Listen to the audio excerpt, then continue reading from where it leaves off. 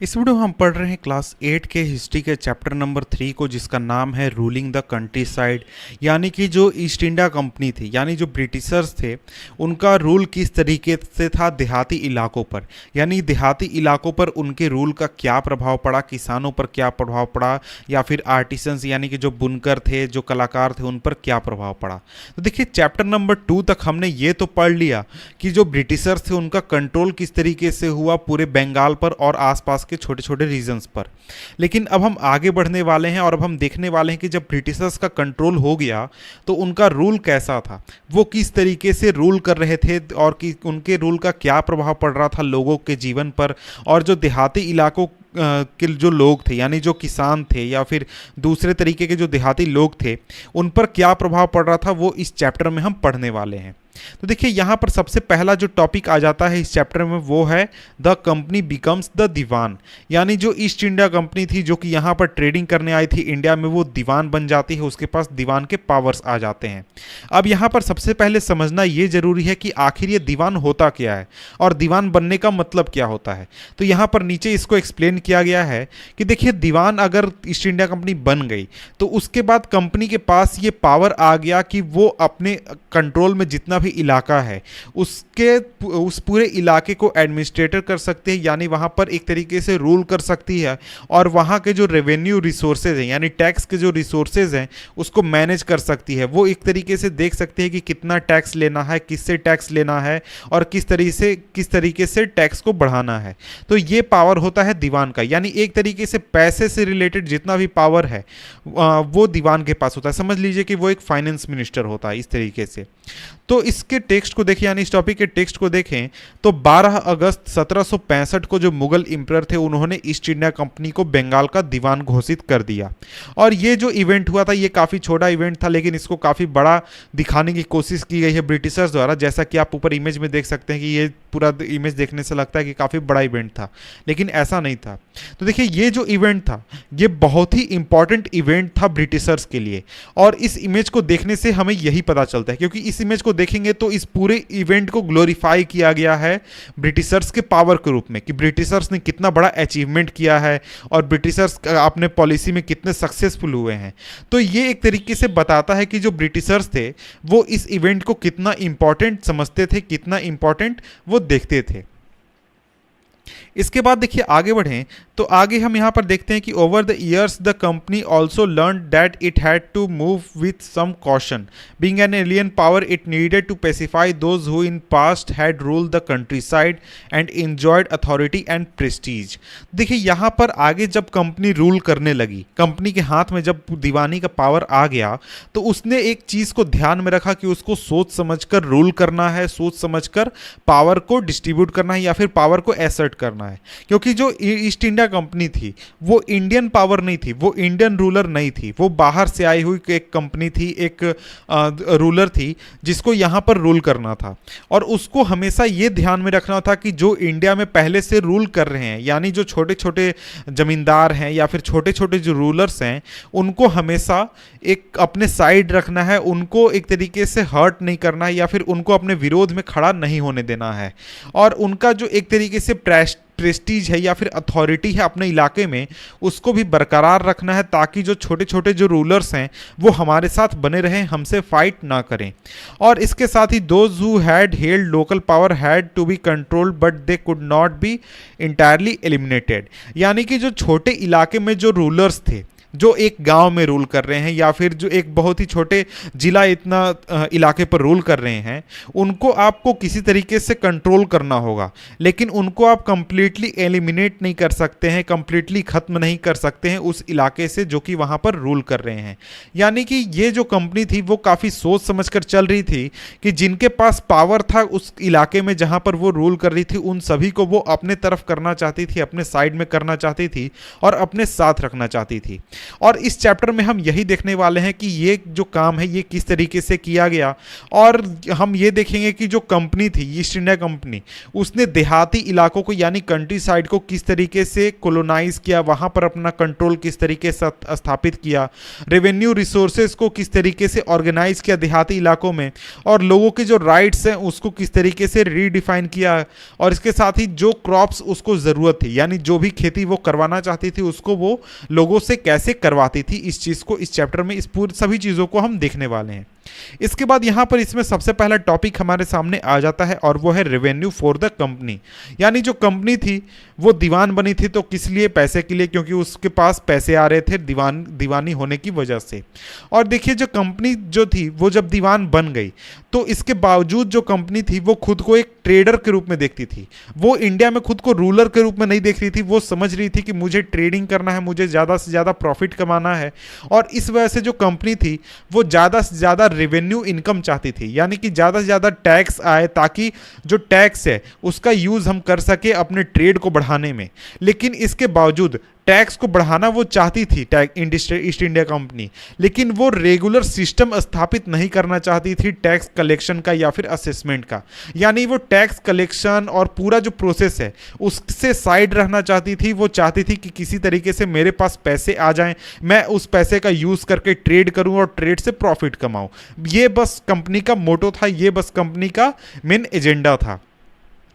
और जो कंपनी थी वो हमेशा ये कोशिश करते रहती थी कि जो रेवेन्यू है वो जितना हो सके उतना बढ़ाया जाए, और जितना ज़्यादा हो सके उतना ज़्यादा फाइन कॉटन को खरीदा जाए, सिल्क क्लॉथ को खरीदा जाए, और जितना सस्ता हो सके उतना सस्ता खरीदा जाए। और 5 साल के अंदर जो वैल्यू था गुड्स का, यानी जो सामान यहाँ से कंपनी द्वारा खरीदे जा रहे थे बंगाल में, उसका वैल्यू दुगना हो गया। यानी मान लीजिए पहले 100 रुपये का सामान अगर बंगाल में खरीदी थी ईस्ट इंडिया कंपनी, तो 5 साल के अंदर वो 200 का सामान खरीदने लगी। और 1865 से पहले जो कंपनी थी उसको इंडिया में सारे सामान गोल्ड और सिल्वर इंपोर्ट करके खरीदने होते थे। यानी वो ब्रिटेन से गोल्ड और सिल्वर को इंपोर्ट करती थी, और इसी और गोल्ड और सिल्वर से वो पेमेंट यहाँ पर लोगों से करती थी जब वो सामान खरीदती थी।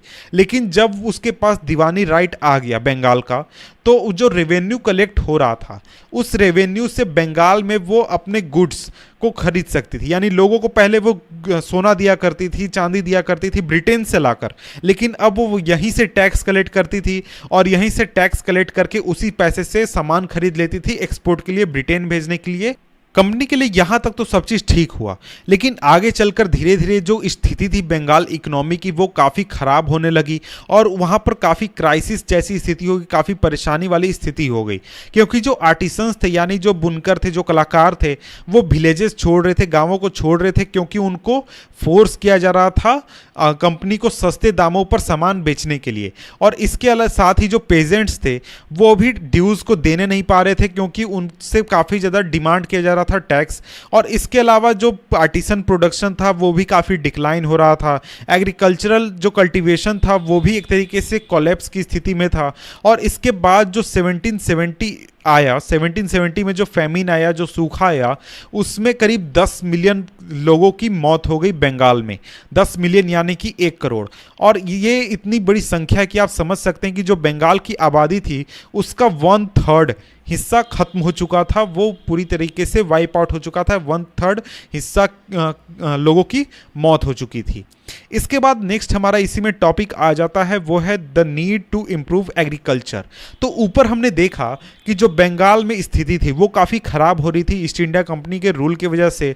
लोग एग्रीकल्चर नहीं करना चाहते थे, लोग जाकर आर्टिसन का काम नहीं करना चाहते थे, वो अपने घरों को, गाँवों को छोड़कर भाग रहे थे ताकि उनको कोई भी ईस्ट इंडिया कंपनी या फिर किसी और द्वारा फोर्स ना किया जाए। लेकिन यहाँ पर आगे बात आता है कि जब एग्रीकल्चर खत्म हो गया, आर्टिसन खत्म हो गया, तो ईस्ट इंडिया कंपनी के पास टैक्स कहाँ से आएगा? तो इस चीज़ को इंप्रूव करने के लिए, यानी ईस्ट इंडिया कंपनी ने अपने टैक्स को बढ़ाने के लिए एग्रीकल्चर को इंप्रूव करने के बारे में प्लान किया। और देखिए यहाँ पर यही बात लिखा गया है कि अगर इकोनॉमी जो है वो काफ़ी बुरी स्थिति में रहेगी, यानी लोग जो हैं वो काम नहीं करेंगे, लोग जो है वो खेती नहीं करेंगे, कोई प्रोडक्शन नहीं करेंगे, आर्टिसंस अगर कुछ कपड़े नहीं बुनेंगे, सिल्क नहीं बुनेंगे, तो फिर आखिर जो जो ईस्ट इंडिया कंपनी है वो सामान को खरीदेगी कहाँ से, या फिर उसको टैक्स कहाँ से मिलेगा। और यहाँ पर यही बात लिखा गया कि इकोनॉमी अगर रूल में होगी तो कंपनी के पास रेवेन्यू इनकम आएगा कहाँ से। तो इसके बाद जो ज़्यादातर जो कंपनी के ऑफिशियल थे वो ये समझने लगे, या फिर उनको ये लगने लगा कि जो लैंड है यानी जो खेती है उसमें इन्वेस्टमेंट करने की ज़रूरत है, ताकि जो खेती है उसको इनकरेज किया जा सके और एग्रीकल्चर को इम्प्रूव किया जा सके। यानी जो एग्रीकल्चर है उसको इम्प्रूव किया जा सके ताकि जो कंपनी है उसका टैक्स भी बढ़े, और इसके साथ ही जो लोग हैं वो भी प्रॉस्पेरस हों ताकि टैक्स वो ज़्यादा दे सके। और इसके बाद यहाँ पर बात आया कि आखिर ये जो पूरा प्रोसेस है वो किया कैसे जाए, यानी एग्रीकल्चर को इनकरेज कैसे किया जाए, ज़मीन में इन्वेस्टमेंट कैसे किया जाए, ये पूरा काम किया कैसे जाए। तो 2 डिकेड तक यानी करीब 20 सालों तक काफ़ी डिबेट चला, काफ़ी डिस्कशन हुआ ईस्ट इंडिया कंपनी में कि इस काम को कैसे किया जाए, किस तरीके से लोगों को प्रेरित किया जाए खेती करने के लिए और भी दूसरे काम करने के लिए। तो 2 डिकेड तक यानी 20 सालों तक डिबेट करने के बाद जो कंपनी थी ईस्ट इंडिया कंपनी, उसने परमानेंट सेटलमेंट को इंट्रोड्यूस किया 1793 में। और देखिए ये जो सेटलमेंट आया, ये जो सेटलमेंट था इसमें टर्म्स ऐसे थे कि जो राजा थे या फिर जो तालुकदार थे उनको ज़मींदार के रूप में रिकॉग्नाइज किया गया, यानी उनको ज़मींदार की हैसियत दी गई और उनको कहा गया कि आप रेंट कलेक्ट करें अपने इलाके के पेजेंट से, और इसके बाद रेवेन्यू जो है वो कंपनी को प्रोवाइड करें। यानी जो ज़मींदार होगा वो अपने इलाके से टैक्स कलेक्ट करेगा और आगे चलकर वो कंपनी को वो टैक्स प्रोवाइड कर देगा, और जो अमाउंट पे किया जाएगा इन तालुकदार द्वारा यानी ज़मींदार द्वारा वो फिक्स कर दिया जाएगा। यानी अगर 100 रुपये फिक्स कर दिए जाते हैं तो 100 रुपये उसको अगले साल भी देने हैं, उसके अगले साल भी 100 रुपये देने हैं। तो इस तरीके से टैक्स को फिक्स कर दिया गया इनके लिए, यानी ज़मींदार के लिए टैक्स को फिक्स कर दिया गया। और इसके बाद जो ज़मींदार है वो जाकर पेजेंट से और जो दूसरे लोग हैं एग्रीकल्चरिस्ट हैं उनसे जाकर टैक्स कलेक्ट करेगा, और जितने पैसे बचेंगे वो ज़मींदार का प्रॉफिट होगा। और उस समय कंपनी द्वारा टैक्स को फिक्स परमानेंटली इसलिए किया गया था क्योंकि कंपनी द्वारा ये फील किया गया कि जो रेगुलर फ्लो है रेवेन्यू का वो इसकी वजह से कंपनी के पास बना हुआ रहेगा। यानी अगर कोई फैमिन भी आता है, कुछ भी होता है, तो कंपनी ने अगर 100 रुपये टैक्स फिक्स करके रखे हैं ज़मींदार के लिए तो उसको 100 रुपये मिलेंगे ही, 100 रुपये से उसको कम कभी नहीं होगा। और इसके साथ ही जो ज़मींदार है उसके पास अगर प्रॉफिट आता है तो वो ज़मीन में इन्वेस्ट भी करेगा और ज़मीन के जो प्रोडक्टिविटी है वो भी बढ़ेगा, और इस वजह से जो सभी लोग हैं वो खुश रहेंगे, कंपनी भी खुश रहेगी, किसान भी खुश रहेंगे और जो जमींदार है वो भी प्रॉफिट कमाकर खुश रहेंगे। और ऐसा इसलिए समझा गया क्योंकि जो रेवेन्यू है वो कंपनी द्वारा फिक्स कर दिया गया है, यानी 100 रुपये टैक्स है तो वो हमेशा 100 रुपये रहेंगे। और इस चीज़ की वजह से जो जमींदार है वो अगर खेती को बढ़ाता है, खेती में इन्वेस्ट करता है, किसानों में इन्वेस्ट करता है, तो जो इन प्रोडक्शन के इंक्रीज की वजह से जो प्रॉफिट होगा वो जमींदार के पास जाएगा, और इस तरीके से जो किसान है उसका खेती भी बढ़ जाएगा, जमींदार को प्रॉफिट भी हो जाएगा और कंपनी को अपना टैक्स भी मिल जाएगा। इस तरीके से कंपनी ने प्लान किया था कि इस पूरे प्रोसेस को चलाया जाए। लेकिन इसके बाद यहाँ पर आगे देखें तो आगे हमारा नेक्स्ट टॉपिक आ जाता है, वो है द प्रॉब्लम, यानी जो परमानेंट सेटलमेंट किया गया कंपनी द्वारा उसमें क्या प्रॉब्लम आई, इस चीज़ को यहाँ पर हम देखने वाले हैं। तो देखिए जो परमानेंट सेटलमेंट किया गया कंपनी द्वारा उसने काफ़ी ज़्यादा प्रॉब्लम क्रिएट किया जिन इलाकों में इस सेटलमेंट को लॉन्च किया गया था। क्योंकि देखिए जो कंपनी ऑफिशियल जो थे उन्होंने तुरंत देखा कि जो जमींदार थे वो किसी भी तरीके से ज़मीन में इन्वेस्ट नहीं कर रहे हैं, यानी उनको टैक्स मिल रहा है, वो प्रॉफिट कमा रहे हैं, उस पैसे को रख रहे हैं और किसी तरीके से ज़मीन या फिर खेती के इम्प्रूवमेंट में इन्वेस्टमेंट नहीं कर रहे हैं। और जो रेवेन्यू फिक्स किया गया है वो भी इतना ज़्यादा है कि जो ज़मींदार हैं वो टैक्स चुकाने में सक्षम नहीं है, यानी उनके पास इतना टैक्स कलेक्ट ही नहीं होने पा रहा है कि वो जमींदार जो है वो उस टैक्स को भरने पाए सरकार के सामने, यानी ईस्ट इंडिया कंपनी के सामने। और इसके साथ ही कोई भी अगर फेल हो जाता था रेवेन्यू देने में यानी टैक्स को चुकाने में कंपनी को, तो उसकी ज़मींदारी को छीन ली जाती थी, ज़मींदारी को हटा ली जाती थी। और इसी तरीके से बहुत सारी संख्या में जो ज़मींदारी थी उसको नीलाम कर दिया गया ऑक्शन में कंपनी द्वारा, यानी जो सबसे ज़्यादा बोली लगाएगा उसको किसी इलाके की ज़मींदारी दे दी जाएगी। और जब 19th सेंचुरी का फर्स्ट डिकेड आया आया तो जो सिचुएशन था वो काफ़ी बदल गया और जो प्राइसेस थे मार्केट में सामान के काफ़ी राइज कर गए और जो कल्टीवेशन था वो धीरे धीरे एक्सपैंड होने लगा। और इसकी वजह से जो ज़मींदार थे उनके इनकम में तो इंक्रीज़ हुआ, लेकिन इसकी वजह से कंपनी के इनकम में किसी भी तरीके का इंक्रीज़ नहीं हुआ, क्योंकि कंपनी ने पहले से टैक्स को फिक्स करके रखा था और कहा था कि हम टैक्स को इंक्रीज़ नहीं करेंगे। और जो कंपनी थी वो इस चीज़ से काफ़ी परेशान होने लगी, उसको लगने लगा कि हमको टैक्स को इंक्रीज़ करने की ज़रूरत है। और इसके बाद देखिए इस कंडीशन के बाद भी यानी टैक्स जो है वो काफ़ी बढ़ रहा है, ज़मींदार को काफ़ी प्रॉफिट हो रहा है। ज़मींदारी में प्रॉफिट बढ़ने के बावजूद भी जो ज़मींदार थे वो किसी भी तरीके से लैंड के इम्प्रूवमेंट में इन्वेस्टमेंट करने के लिए इंटरेस्टेड नहीं थे। और उसका रीज़न ये था कि बहुत सारे जो ज़मींदार थे वो अपने ज़मींदारी को लूज़ कर चुके थे जो सेटलमेंट का शुरुआती साल था उसमें ही। लेकिन इसके बाद जो दूसरे ज़मींदार अभी तक बचे हुए थे वो ये देख रहे थे कि हमारी ज़मींदारी जो है वो कभी भी जा सकती है, कभी भी हमारा जो ज़मींदारी है उसको छीन लिया जा सकता है कंपनी द्वारा। और इस वजह से उनको लगता था कि अगर हम इन्वेस्टमेंट करते हैं तो हमारा इन्वेस्टमेंट जो है हो सकता है बेकार हो जाए, क्योंकि इस साल अगर हम इन्वेस्टमेंट करते हैं तो नेक्स्ट ईयर हमें हमारी ज़मींदारी को छीन ली जाए। और इस वजह से जो ज़मींदार थे वो किसी भी तरीके से इन्वेस्टमेंट करने से बच रहे थे और वो चाह रहे थे कि ज़्यादा से ज़्यादा लैंड को रेंट पर दिया जाए लोगों को खेती करने के लिए, और ज़्यादा से ज़्यादा रेंट को कलेक्ट किया जाए, टैक्स को कलेक्ट किया जाए, और वो किसी भी तरीके से लैंड को इम्प्रूव करने में इंटरेस्टेड नहीं थे। तो देखिए हमने तो देख लिया कि ज़मींदार की क्या परेशानी थी, ज़मींदार को क्या प्रॉब्लम्स थे। लेकिन अगर हम विलेजेस की बात करें, गांवों की बात करें, तो वहाँ पर जो कल्टीवेटर्स थे वो इस सिस्टम को काफ़ी ख़राब महसूस कर रहे थे, काफ़ी परेशान थे वो इस पूरे सिस्टम से, क्योंकि जो रेंट उन्हें चुकाना पड़ रहा था ज़मींदार को वो काफ़ी हाई था और उसका जो राइट था लैंड पर वो भी इनसिक्योर था। यानी ज़मींदार उससे ज़मीन कभी भी छीन सकता था, ज़मींदार उससे लैंड कभी भी ले सकता था। और रेंट को चुकाने के लिए उसको कई बार लोन भी लेना पड़ता था मनी लेंडर के लिए, और अगर वो इस चीज़ को चुकाने में फेल हो जाता था, रेंट को चुकाने में फेल हो जाता था या फिर मनी लेंडर के पैसे को चुकाने में फेल हो जाता था, तो उससे उसकी ज़मीन को छीन ली जाती थी और उसको बेदखल कर दिया जाता था, जहाँ पर वो कई दशकों से रह रहा है, कई जनरेशन से रह रहा है। और इस वीडियो में हम पढ़ने वाले हैं new system is device topic, यानी इसके आगे हम पढ़ेंगे। और पिछले वीडियो में हमने देखा था कि परमानेंट सेटलमेंट को इंट्रोड्यूस किया गया अंग्रेजों द्वारा टैक्स कलेक्ट करने के लिए, लेकिन उसमें कई तरीके की परेशानी आने लगी, बहुत तरीके की परेशानी अंग्रेज़ों को भी होने लगी और किसानों को भी होने लगी टैक्स देने में। तो इस बात को देखते हुए जो अंग्रेज थे उन्होंने नया सिस्टम लाने का विचार बनाया, नया सिस्टम लाने का उन्होंने तय किया, और उसी चीज़ के बारे में यहाँ पर इस टॉपिक में हम पढ़ने वाले हैं, नए सिस्टम के बारे में। तो जब 19वीं सेंचुरी की शुरुआत हुई उसी समय में बहुत सारे कंपनी के जो ऑफिशियल थे उनका ये विश्वास हो गया था या फिर उनका ये मानना था कि जो रेवेन्यू का सिस्टम है, रेवेन्यू कलेक्शन का जो सिस्टम है उसको अब चेंज करने की ज़रूरत है।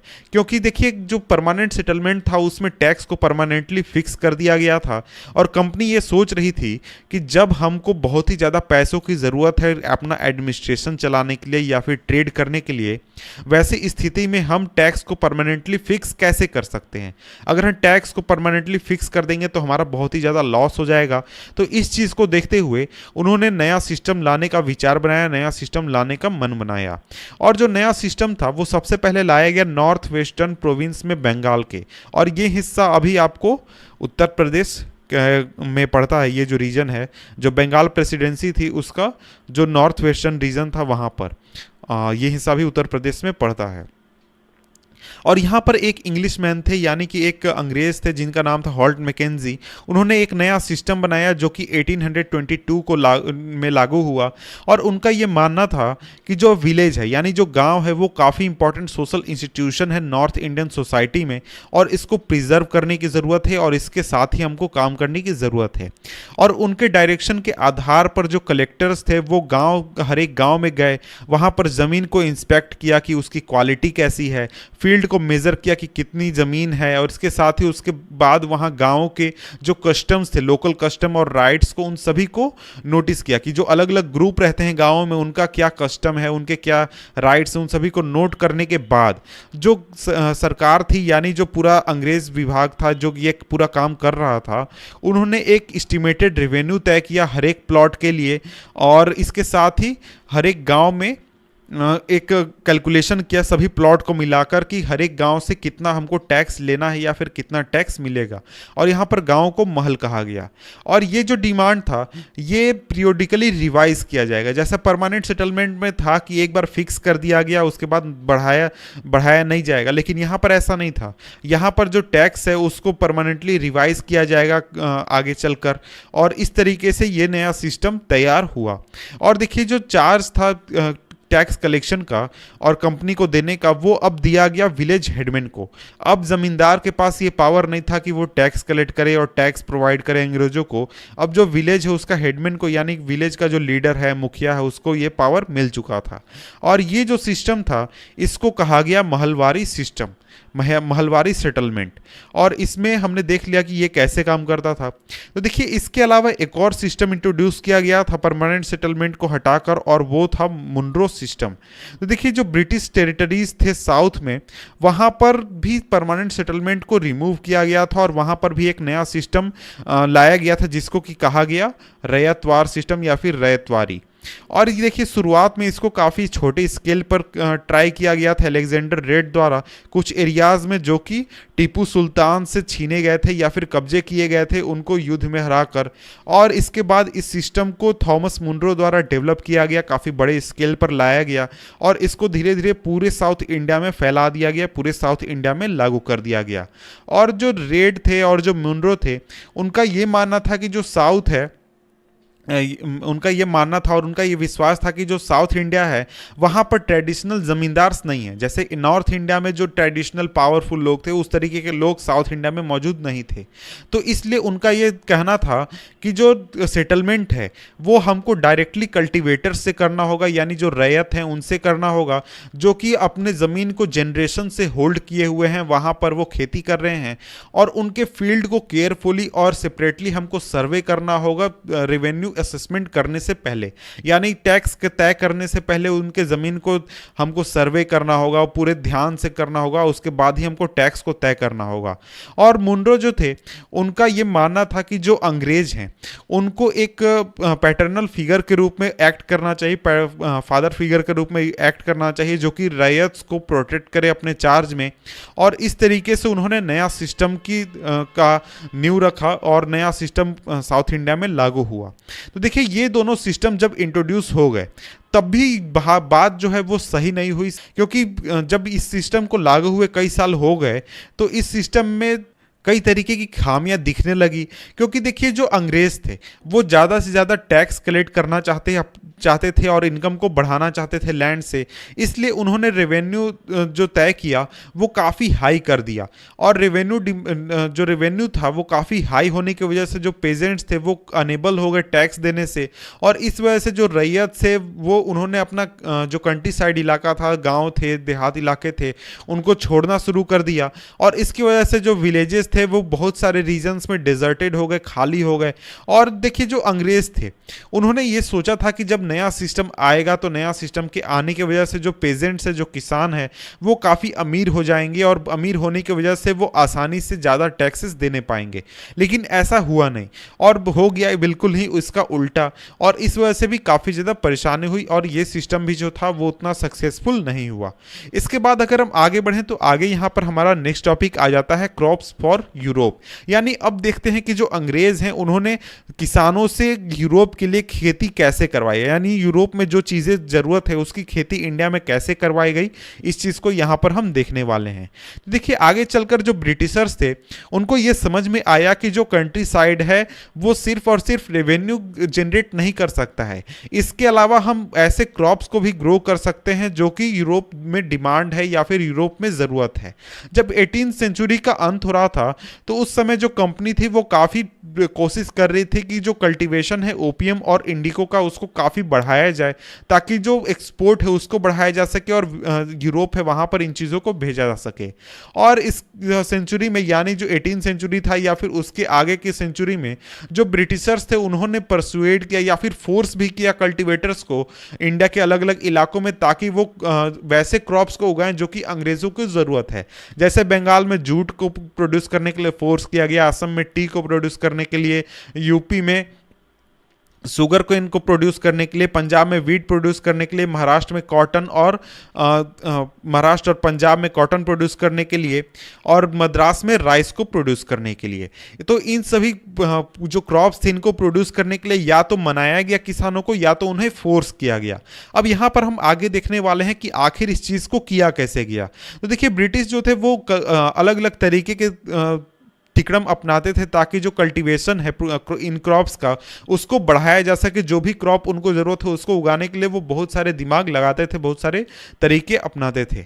और इसके लिए, इस पूरे बात को समझने के लिए हम एक एग्जाम्पल देखने वाले हैं इंडिगो का, और इंडिगो के एग्जाम्पल के ज़रिए हम समझेंगे कि ये पूरा काम कैसे होता था। तो इस चीज़ में हमारा टॉपिक आ जाता है, does colour have a history, यानी कलर का भी कोई हिस्ट्री होता है। तो यहाँ पर जो दोनों इमेज देख रहे हैं, फिगर 5 और फिगर 6, इन दोनों इमेजेस में एक कपड़ा जो है वो उसको बनाया गया है इंडिया में और दूसरे कपड़े को बनाया गया है इंग्लैंड में। लेकिन इन दोनों में एक चीज़ कॉमन है कि इनमें जो ब्लू कलर का डाई यूज़ किया गया है वो है इंडिगो। और इंडिगो जो है वो उस समय में, यानी 18 सेंचुरी में, 19 सेंचुरी में जो इंडिगो था वो काफ़ी इंपॉर्टेंट हुआ करता था, क्योंकि उस समय आर्टिफिशियल डाई नहीं हुआ करते थे। और उस समय जो इंडिगो था वो बहुत ही अच्छा कलर प्रोवाइड करता था, और वो बेस्ट ऑप्शन हुआ करता था ब्लू कलर प्रोड्यूस करने के लिए। और इस वजह से जो इंडिगो था उसका काफ़ी डिमांड था यूरोप में और दूसरे रीजन्स में जहां पर कपड़ों का प्रोडक्शन किया जाता था, कपड़ों के डाइंग या फिर प्रिंटिंग का काम किया जाता था। और देखिए, जो इंडिगो है वो इस वजह से काफ़ी इंपॉर्टेंट हुआ करता था कपड़ा इंडस्ट्री के लिए, यूरोप में या फिर इंडिया में भी। और इस वजह से जो अंग्रेज थे वो इंडिया में इंडिगो प्रोड्यूस करने की काफ़ी कोशिश कर रहे थे, ज़्यादा से ज़्यादा इंडिगो वो प्रोड्यूस करना चाहते थे। लेकिन अब यहाँ पर यह सवाल उठता है कि इंडियन इंडिगो की इतनी डिमांड क्यों थी, इंडिया ही में क्यों इतना प्रोड्यूस करने की कोशिश की जा रही थी इंडिगो को। जो इंडिगो है वो मेनली ट्रॉपिक रीजन में उगता है। तो देखिए, ट्रॉपिक रीजन आपका हो गया ट्रॉपिक ऑफ कैंसर से लेकर ट्रॉपिक ऑफ कैप्रिकॉन के बीच का रीजन, और इंडिया इसी रीजन में आता है, इसलिए इंडिया में इंडिगो प्रोड्यूस हो सकता है, इंडिगो की खेती इंडिया में हो सकती है। और इंडिया में इंडिगो ऐसा नहीं है कि अंग्रेजों के आने के बाद उसका प्रोडक्शन चालू हुआ। इंडिया में इंडिगो 13 सेंचुरी से ही प्रोड्यूस किया जा रहा था, और इसको यूज़ भी किया जाता था इटली, फ्रांस और ब्रिटेन के क्लॉथ मैन्युफैक्चरर्स द्वारा। लेकिन इंडिया से जो इंडिगो जाता था वहाँ पर वो काफ़ी छोटी क्वांटिटी में होता था, बहुत ही कम क्वांटिटी का इंडिगो पहुँचता था उस रीजन में। इस वजह से यूरोपियन मार्केट में इंडिगो का प्राइस जो था वो बहुत ही ज़्यादा हाई हुआ करता था, और जो यूरोपियन क्लॉथ मैन्युफैक्चरर थे इस वजह से उसको अफोर्ड नहीं कर सकते थे और उनको दूसरे प्लांट पर डिपेंड करना पड़ता था जिसका नाम था वुड। देखिए, वुड जो था उसको यूज़ किया जाता था वॉयलेट और ब्लू डाई को बनाने के लिए। और जब वुड था वो टेम्परेट जोन का एक चीज़ हुआ करता था, यानी प्लांट हुआ करता था, इसलिए इसको आसानी से यूरोप में प्रोड्यूस किया जाता था और आसानी से यूरोप में ये अवेलेबल था। और इसको इटली, सदर्न फ्रांस और जर्मनी के कुछ हिस्सों में प्रोड्यूस किया जाता था, जर्मनी और ब्रिटेन के। तो इस वजह से वो आसानी से यूरोप में अवेलेबल था, काफ़ी सस्ते दामों पर अवेलेबल था। लेकिन जो यूरोप में प्रोड्यूसर थे वुड के, वो इस बात से काफ़ी परेशान थे कि जो इंडिगो है वो इंडिया में पहुंच रहे हैं और उससे काफ़ी कंपटीशन वुड को मिल रहा है। तो इस वजह से वुड के जो प्रोड्यूसर्स थे उन्होंने अपने गवर्नमेंट को प्रेशराइज किया ताकि जो इंडिगो है उसके इंपोर्ट पर बैन लगाया जाए, और आगे चलकर बैन लगाया भी गया। और जो क्लॉथ डायर्स थे वो लेकिन वुड को यूज़ करना नहीं चाहते थे, इंडिगो को यूज़ करना चाहते थे, क्योंकि जो इंडिगो है वो काफ़ी अच्छी क्वालिटी का ब्लू कलर देता था। लेकिन जो वुड का जो डाई हुआ करता था वो काफ़ी दबा हुआ कलर देता था, धुंधला कलर देता था, डल कलर देता था। इस वजह से वो वुड को यूज़ नहीं करना चाहते थे। लेकिन 17th सेंचुरी आते आते तक जो यूरोपियन क्लॉथ मैन्युफैक्चरर्स थे उन्होंने किसी तरीके से अपने गवर्नमेंट को परसुएड कर लिया कि जो इंडिगो का इंपोर्ट है उसके ऊपर से बैन हटा लिया जाए। तो जो फ्रेंच थे उन्होंने जो कैरिबियन आइलैंड्स थे वहाँ पर इंडिगो का प्रोडक्शन चालू किया। जो पुर्तगीज़ थे उन्होंने ब्राज़ील में प्रोडक्शन चालू किया। इंग्लिश जो थे यानी अंग्रेज जो थे जमैका में, और इसके साथ ही स्पेनिश ने वेनेजुएला में प्रोडक्शन चालू कर दिया। और जो इंडिगो प्लांटेशन था वो नॉर्थ अमेरिका के बहुत हिस्सों में आ गया, और इस तरीके से जो इंडिगो था वो यूरोप में पहुंचने लगा जो टेम्परेट रीजन थे वहां से। लेकिन 18th सेंचुरी के अंत होते होते तक जो डिमांड था इंडियन इंडिगो का वो बहुत ही ज़्यादा बढ़ गया, और उसका रीज़न ये था कि जो ब्रिटेन था वहाँ पर इंडस्ट्रियलाइजेशन हो गया और जो कॉटन का प्रोडक्शन था वो बहुत ही ज़्यादा बढ़ गया, बहुत ही ज़्यादा। और इस वजह से बहुत ही ज़्यादा डिमांड हो गया क्लॉथ के डाइज का, और जो डिमांड था वो काफ़ी बढ़ रहा था। लेकिन इसके साथ ही जो सप्लाईज थे इंडिगो के वो काफ़ी घट रहे थे, क्योंकि अमेरिका और वेस्ट इंडीज़ में जो प्रोडक्शन था वो बहुत ही कम हो रहा था बहुत सारे रीजंस की वजह से।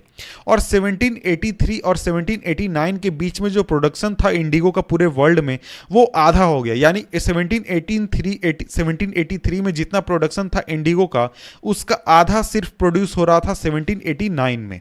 और जो क्लोथ डायर्स थे ब्रिटेन में वो काफ़ी परेशान हो गए इस चीज़ को लेकर, और वो किसी तरीके से नए तरीकों को तलाश करने लगे कि इंडिगो का सप्लाई जो है वो किसी तरीके से उनको मिले ताकि वो कपड़ों को प्रोड्यूस करने में यूज़ कर सके। तो देखिए इसके बाद हमारा नेक्स्ट टॉपिक आ जाता है ब्रिटेन टर्न्स टू इंडिया। तो हमने यहाँ पर अभी तक ये देख लिया कि जो इंडिगो था उसका प्रोडक्शन तो दूसरे जगहों पर हो रहा था, वहाँ पर प्रोडक्शन खत्म होने की वजह से जो ब्रिटेन के जो अंग्रेज थे, जो ईस्ट इंडिया कंपनी थी, उन्होंने इंडिया की तरफ ध्यान दिया कि इंडिया से हम आसानी से इसको प्रोड्यूस कर सकते हैं और इंडिया से जो ब्रिटेन की ज़रूरत है उसको पूरा हम कर सकते हैं।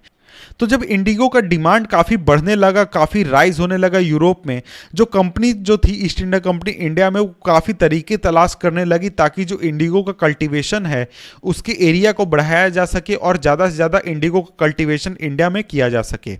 देखिए जो 18th सेंचुरी का जो लास्ट डिकेड था वहाँ से उस समय से जो इंडिगो का कल्टीवेशन था बंगाल में काफ़ी एक्सपैंड हुआ, काफ़ी ज़्यादा एक्सपैंड हुआ, और बंगाल का जो इंडिगो था वो पूरे वर्ल्ड मार्केट पर डोमिनेट करने लगा।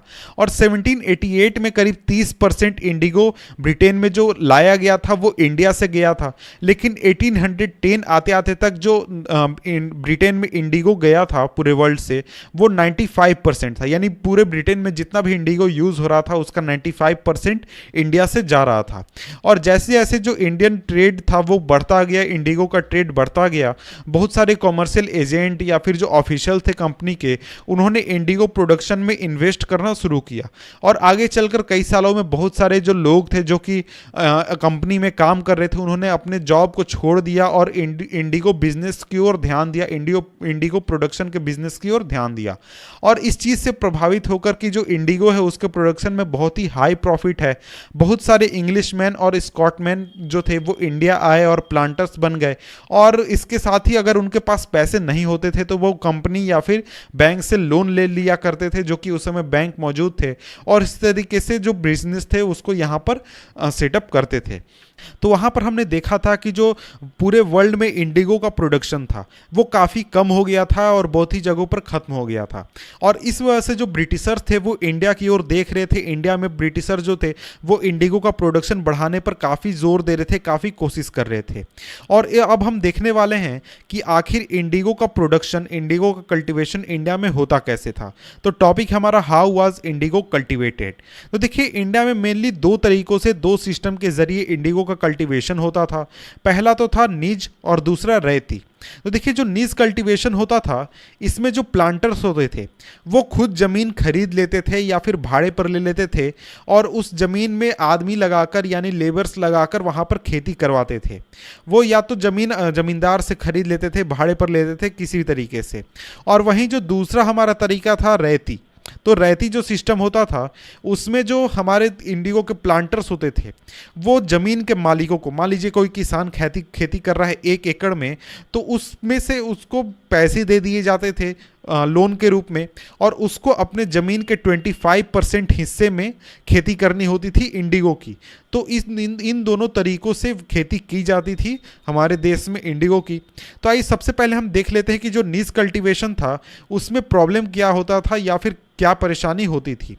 तो देखिए जो प्लांटर्स थे, तो देखिए यहाँ पर प्लांटर्स बार बार कहा जा रहा है, तो प्लांटर्स का मतलब यहाँ पर ये नहीं हो गया कि जो किसान है खेत में काम कर रहा है वो, बल्कि प्लांटर्स वो लोग होते थे जो ब्रिटिशर्स होते थे या फिर इंडियन भी होते थे जो कि 1000 एकड़ या फिर 500 एकड़ ज़मीन को खरीद कर या फिर भाड़े पर लेकर वहाँ पर खेती करवाते थे, लोगों को लगाकर, लोगों को वहाँ पर काम करा के खेती करवाते थे।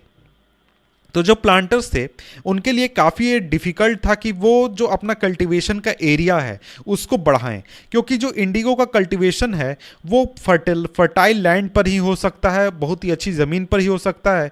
और ऐसे जो इलाके थे यानी जहाँ पर फर्टाइल लैंड मौजूद थी वहाँ पर जो जनसंख्या थी वो काफ़ी ज़्यादा थी, वहाँ पर पॉपुलेशन काफ़ी ज़्यादा था और बहुत बड़े इलाके में छोटे छोटे प्लॉट ही मिलते थे जो कि जिनको एक्वायर किया जा सकता था खेती करने के लिए या फिर प्लांटेशन करने के लिए। और जो प्लांटर्स थे उनको अपने काम के लिए यानी कि इंडिगो के कल्टीवेशन के लिए एक ही छोटे से इलाके में बहुत ही बड़े ज़मीन के ब्लॉक की ज़रूरत होती थी खेती करने के लिए। तो ऐसा ज़मीन यानी एक ही जगह पर बहुत ही ज़्यादा ज़मीन मिलना उनके लिए काफ़ी मुश्किल होता था। ज़मीन मिलता भी था तो कहीं पर 5 बीघा मिल रहा है, कहीं पर 10 बीघा मिल रहा है, कहीं पर 20 बीघा मिल रहा है। तो इस तरीके से उनके लिए ये चीज़ काफ़ी परेशानी होती थी। और इसके अलावा वो उनकी हमेशा कोशिश होती थी कि जो उनको ज़मीन मिल रहा है वो ज़मीन इंडिगो फैक्ट्री के आसपास ही मिले ताकि उनको ट्रांसपोर्टेशन और भी दूसरी चीज़ों में परेशानी ना हो। और देखिए इसके साथ ही बहुत सारे ऐसे जगह थे जहां पर उनको ज़मीन तो वो ज़मींदार से लीज पर ले लेते थे, लेकिन वहां पर पहले से पेजेंट्स जो थे वो काम कर रहे हैं या फिर खेती कर रहे हैं, तो उनको वहां से हटाना या फिर वहां से निकालना काफ़ी मुश्किल होता था। और इसकी वजह से हमेशा कन्फ्लिक्ट या फिर टेंशन भी होते रहता था लोगों के बीच में। और इसके बाद देखिए ये तो बात हो गई ज़मीन की। ज़मीन के अलावा इंडिगो के प्रोडक्शन के लिए लेबर की भी ज़रूरत होती थी, यानी कि वहां पर आपको खेती करने के लिए केवल ज़मीन नहीं चाहिए बल्कि खेत पर काम करने के लिए आदमी भी चाहिए। तो वहाँ पर लेबर भी मोबिलाइज करना काफ़ी मुश्किल होता था, क्योंकि जो प्लांटेशन होता था जो कि निज कल्टीवेशन में किया जाता था वो 100 एकड़ या फिर 200 एकड़ या फिर 1000 एकड़ इतने बड़े इलाके में किया जाता था। तो इतने बड़े इलाके में खेती करने के लिए बहुत ही ज़्यादा संख्या में लेबर्स की ज़रूरत होती थी। और जिस समय में लेबर की ज़रूरत होती थी उस समय में जो पेजेंट्स होते थे या फिर जो लेबर्स होते थे वो अपने राइस कल्टीवेशन में बिजी होते थे, यानी अपने खेत में वो काम कर रहे होते थे और वो किसी भी तरीके से इंडिगो के कल्टीवेशन में या फिर किसी भी तरीके से दूसरे कामों में व्यस्त नहीं होना चाहते थे। लेकिन इसके अलावा प्रॉब्लम सिर्फ इतना ही नहीं थी, प्रॉब्लम इसके अलावा भी थी। तो देखिए जो नीज कल्टीवेशन था, तो देखिए जब नीज कल्टीवेशन को लार्ज स्केल पर किया जाता था उसमें बहुत बड़ी संख्या में प्लाउज और ब्लॉक्स की ज़रूरत होती थी। और अगर मान लीजिए 1 बीघा में कोई खेती कर रहा है, इंडिगो कल्टीवेशन कर रहा है, तो उसको 2 प्लाव की ज़रूरत है। और इसी तरीके से अगर कोई 1000 बीघा के ज़मीन के ऊपर खेती करता है तो उसको 2000 प्लाउज की ज़रूरत होती थी। और इतनी बड़ी संख्या में प्लाउज को खरीदना और उसको मेंटेन करना काफ़ी बड़ा प्रॉब्लम था। और इतनी बड़ी संख्या में जो प्लाउज थे उसको भाड़े पर भी नहीं लिया जा सकता था या फिर एक्वायर भी नहीं किया जा सकता था दूसरे लोगों से, क्योंकि ये जो समय होता था जिस समय प्लाउज की ज़रूरत होती थी उस समय जितने भी ब्लॉक्स थे या फिर जो प्लाउज थे वो राइस फील्ड्स में बिजी होते थे, अपने खेतों में काम कर रहे होते थे, क्योंकि जो राइस उगाने का जो समय होता था उसी समय में इंडिगो का भी कल्टीवेशन हुआ करता था। तो इस वजह से जो इंडिगो का प्रोडक्शन था वो काफ़ी परेशानी भरा था और इसमें बहुत सारी तकलीफ आती थी, बहुत तरीके के प्रॉब्लम्स भी आते थे निज कल्टीवेशन में। तो देखिए अगर हम 19th सेंचुरी की बात करें, लेट 19th सेंचुरी की, जो प्लांटर्स थे वो काफ़ी परेशान थे निज कल्टीवेशन के अंदर एरिया को एक्सपेंड करने में और उनको काफ़ी परेशानी भी हो रही थी एरिया को एक्सपेंड करने में। और जितना भी ज़मीन था जो कि इंडिगो कल्टीवेशन हो रहा था जिस पर, उसमें से मात्र 25% ही जो ज़मीन था वो इस सिस्टम के अंडर था, यानी निज सिस्टम के अंडर था। और इसके अलावा जो 75% जो ज़मीन था जहाँ पर इंडिगो प्रोडक्शन हो रहा था वो दूसरे सिस्टम के अंडर था, रैयती सिस्टम के अंदर। तो अब हम देखते हैं रैयती सिस्टम में कि आखिर वो कैसे काम करता था और उसमें क्या परेशानियां थी। तो देखिए जो रैयती सिस्टम होता था उसमें जो प्लांटर्स थे वो रैयत्स को कॉन्ट्रैक्ट साइन करने पर मजबूर करते थे या फिर एग्रीमेंट साइन करने पर मजबूर करते थे। रैयत हो गया आपका किसान, जो पेजेंट ज़मीन का मालिक है जो खेती कर रहा है, वही हो गया आपका रैयत।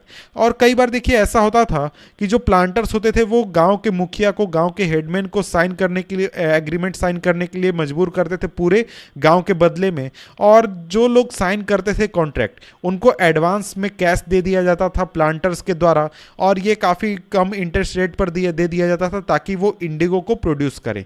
लेकिन जो लोन का बात था, लोन में एक कंडीशन था कि अगर आप लोन लेते हैं प्लांटर से तो आपको अपने ज़मीन के 25% इलाके पर आपको इंडिगो का प्रोडक्शन करना होगा। और जो इसके साथ ही जो प्लांटर्स थे वो सीड और ड्रिल प्रोवाइड कर देते थे, और इसके साथ ही जो कल्टीवेटर्स होते थे, जो खेतीहर होते थे, उनको सॉइल को तैयार करना होता था, बीज बोना होता था और क्रॉप को देखना होता था, ध्यान में रखना होता था। और इसके बाद अगर हम आगे बढ़ें तो यहाँ पर देखिए बताया गया कि इंडिगो का प्रोडक्शन कैसे होता था। आप चाहें तो इसको पढ़ सकते हैं, इसको देख सकते हैं, मैं इसको नहीं बताने वाला हूँ, आप खुद से उसको पढ़ लें। जब इंडिगो का फसल तैयार हो जाता था तो उसके बाद क्रॉप को डिलीवर कर दिया जाता था प्लांटर्स को, और इसके बाद नया लोन दे दिया जाता था रैयत को, ताकि वो फिर से खेती को शुरू कर सके, इंडिगो का प्रोडक्शन शुरू कर सके। और ये जो पूरा साइकिल था लोन देने का, लोन लेने का, इंडिगो को उगाने का, ये फिर से चालू हो जाता था। और शुरुआत में जिन किसानों ने इस पूरे लोन सिस्टम को अपनाया या फिर उनको लगा कि काफ़ी अच्छा है, लेकिन कई सालों तक इसमें उलझने के बाद या फिर इसमें काम करने के बाद उनको समझ में आया कि ये जो पूरा सिस्टम है कितना हार से उनके लिए कितना परेशानी भरा है। और जो प्राइस वो पाते थे, उनको मिलता था इंडिगो के लिए जो कि उन्होंने प्रोड्यूस किया, वो काफ़ी कम होता था। और जो लोन का साइकिल था वो बिल्कुल ही ख़त्म नहीं होता था और उनके लिए काफ़ी ये परेशानी क्रिएट करता था। और इसके अलावा दूसरे प्रॉब्लम्स भी थे, जैसे जो प्लांटर्स थे वो हमेशा इंसिस्ट करते थे कि जो इंडिगो है उसका कल्टीवेशन सबसे अच्छी ज़मीन पर होना चाहिए, जिस पर कि जो पेजेंट्स थे वो राइस उगाना चाहते हैं या फिर राइस उगाना चाहते थे। और इसके अलावा जो इंडिगो था उसके काफ़ी डीप रूट्स होते थे, और डीप रूट्स होने की वजह से जो इंडिगो है वो ज़मीन को काफ़ी जल्दी एग्जॉस्ट कर देता था। और अगर इंडिगो का हार्वेस्ट किया जाए एक बार तो उसके बाद आगे चलकर वहाँ पर राइस का प्रोडक्शन नहीं किया जा सकता था। तो इस तरीके के भी काफ़ी परेशानी वाले बात थे, वहाँ पर काफ़ी परेशानी हो रही थी किसानों को भी। तो इन सभी सिचुएशन के बाद एक आया कंडीशन, वो था रिबेलियन का, यानी विरोध का, विद्रोह का। तो यहाँ पर हमारा टॉपिक है the blue rebellion and after. तो देखिए इस टॉपिक में हम 1859 में रिवोल्ट हुआ था जो इंडिगो प्रोड्यूसर्स थे उनके द्वारा बंगाल में। तो इस चीज़ को यहाँ पर इस टॉपिक में हम देखने वाले हैं। तो देखिए मार्च 1859 में हजारों की संख्या में जो रैयत थे बंगाल में, उन्होंने इंडिगो ग्रो करने से मना कर दिया। और जैसे जैसे जो रिबेलियन विद्रोह फैला तो जो रैयत से उन्होंने रेंट देने को भी मना कर दिया जो प्लांटर्स को वो देते थे, और इसके साथ ही उन्होंने इंडिगो फैक्ट्रीज पर अटैक कर दिया और वहाँ पर काफ़ी उन्होंने फाइट भी किया। और इसके साथ ही ऐसा नहीं था कि इसमें केवल लड़के या फिर मर्द शामिल थे, इसमें महिलाएं भी शामिल थी। महिलाओं ने पॉट्स के जरिए, पैंस के जरिए या फिर जो किचन इंप्लीमेंट्स मौजूद थे उनके ज़रिए फाइट किया। और इसके साथ ही जो प्लांटर्स के लिए काम करते थे उनको सोशली बायकॉट कर दिया गया। और इसके साथ ही जो गोमस्त थे जो कि प्लांटर्स के एजेंट हुआ करते थे, जो कि रेंट को कलेक्ट करने आते थे, उनको काफ़ी मारा पीटा भी गया, काफ़ी उनको तक परेशान भी किया गया। और इसके साथ ही रैयत जो थे उन्होंने एक कसम खाई कि वो अब किसी भी तरीके का एडवांसमेंट नहीं लेंगे इंडिगो उगाने के लिए, और किसी भी तरीके से जो प्लांटर्स के जो लथियाल्स हैं, यानी जो हथियारबंद लोग होते थे, यानी एक तरीके से गुंडे हम कह सकते हैं प्लांटर्स के, उनसे हम किसी भी तरीके से डरेंगे नहीं या फिर उनके द्वारा हम किसी भी तरीके से बुली नहीं होंगे। अब यहाँ पर आगे ये सवाल उठता है कि अचानक इंडिगो पेजेंट जो थे उन्होंने शांत नहीं रहने का फैसला क्यों किया, अचानक ऐसा क्या हो गया कि उन्होंने विद्रोह का फैसला किया। और इसमें देखिए बात यह है कि जो इंडिगो सिस्टम था वो काफ़ी ऑपरेसिव था, काफ़ी किसान उससे परेशान थे, काफ़ी जो लोकल लोग थे वो बहुत ही ज़्यादा उस चीज़ से परेशान थे। लेकिन ऐसा नहीं होता है कि अगर आप किसी को परेशान कर रहे हैं तो वो हमेशा विद्रोह करने लगे, रिबेलियन की स्थिति आ जाए, ऐसा कुछ बार ही होता है। आखिर ऐसा हुआ क्यों, इस चीज को यहां पर हम देख लेते हैं थोड़ा डिटेल में।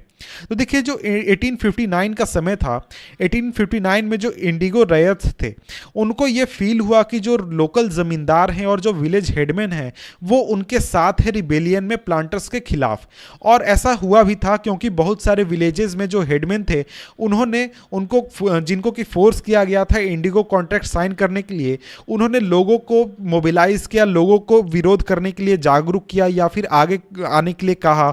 और इसके बाद उन्होंने जो लठियाल्स थे प्लांटर्स के उनके साथ फाइट भी की। और इसके अलावा बहुत ही जगहों पर जो जमींदार थे वो उन्होंने गांव-गांव घूमकर लोगों से कहा कि आप प्लांटर्स का विरोध करें, प्लांटर्स से आप फाइट करें, प्लांटर्स को आप यहां से निकालें।